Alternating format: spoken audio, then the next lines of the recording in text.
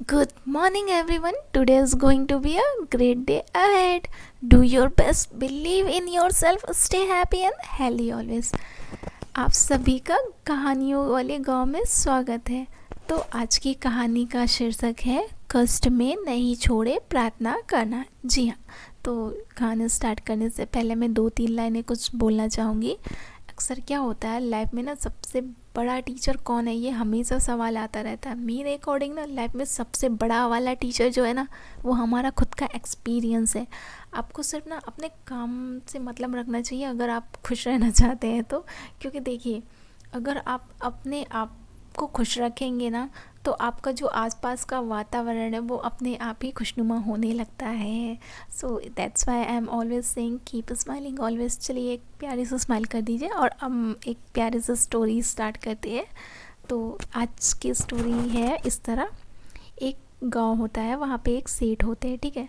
अब वो जो सेठ जी होते हैं वो काफ़ी देर से बैठे बैठे देख रहे होते हैं कि उनके घर के बाहर एक साधु खड़ा होता है और वो प्रार्थना करता रहता है। और क्या होता है कि प्रार्थना करने के बाद उनको बदले में रोटी होती है ना, उसके बदले मांगते रहते हैं, वही होता है। सेठानी काफ़ी देर से उसको कह रही थी आ रही हूँ, आ रही हूँ, ठीक है। और रोटी ना हाथ में थी उनकी, फिर भी वो कह रही थी रुको आ रही हूँ। सेठ जी सब देख रहे थे और वो समझ नहीं पा रहे थे आखिर इस सेठानी को हो क्या गया है।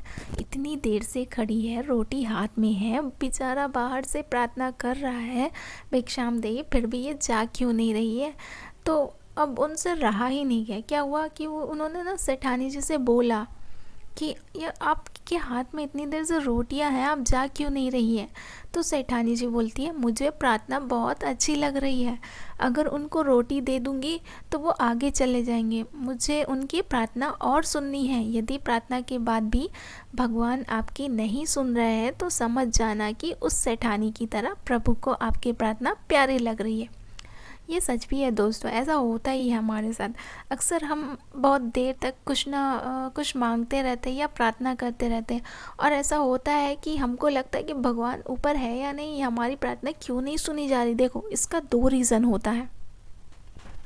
पहला तो जो आप चीज़ मांग रहे हैं वो आपके लिए शायद सही नहीं है, आपके अकॉर्डिंग तो वो सही है, लेकिन आपको थोड़ी ना पता है कि वो आपके लिए ही है। वो तो भगवान जी को बहुत अच्छे से पता है ना, इसीलिए शायद वो थोड़ी विलम्ब करते हैं और कुछ अच्छा आपके लिए तैयार कर रहे होते हैं, पहली बात। और दूसरी बात ये होती है कि आपकी जो प्रार्थना है उसमें इतनी अच्छी मिठास और इतना डेलिकेशन होता है ना कि आपकी जो प्रार्थना वो भगवान जी को बहुत पसंद आने लगती है। तो वो सोचते हैं थोड़ी देर और सुन लेता हूँ, फिर मैं चलता हूँ उनसे मिलने के लिए। तो ये रीज़न हो सकता है ना। तो प्लीज़ कभी भी ऐसा हो, थोड़ी देर हो तो थोड़ा और प्रार्थना कीजिएगा, तो भगवान जी आपकी ज़रूर सुनेंगे। और वैसे भी जीवन में कैसा भी दुख कष्ट आए, पर प्रार्थना मत छोड़िए कभी भी। ये जो 2 चीज़ें हैं ना, नहीं छोड़नी चाहिए। भोजन छोड़ देंगे तो ज़िंदा नहीं रहेंगे, और प्रार्थना छोड़ देंगे तो कहीं के नहीं रहेंगे। सही मायने में ज़िंदगी में प्रार्थना और भोजन दोनों ही आवश्यक है, तो खाना भी खा लिया करो। प्रार्थना में आत्मिक शांति मिलती है। प्रार्थना करने से ना मन शांत होता है, और जो कोई कष्ट हमारे जीवन में आया होता है ना, वो प्रार्थना करने से टल जाता है। प्रार्थना में बहुत शक्ति होती है, आई ट्रूली बिलीव। सच्चे मन से की गई प्रार्थना ईश्वर सुनते हैं और कष्टों को दूर करते हैं।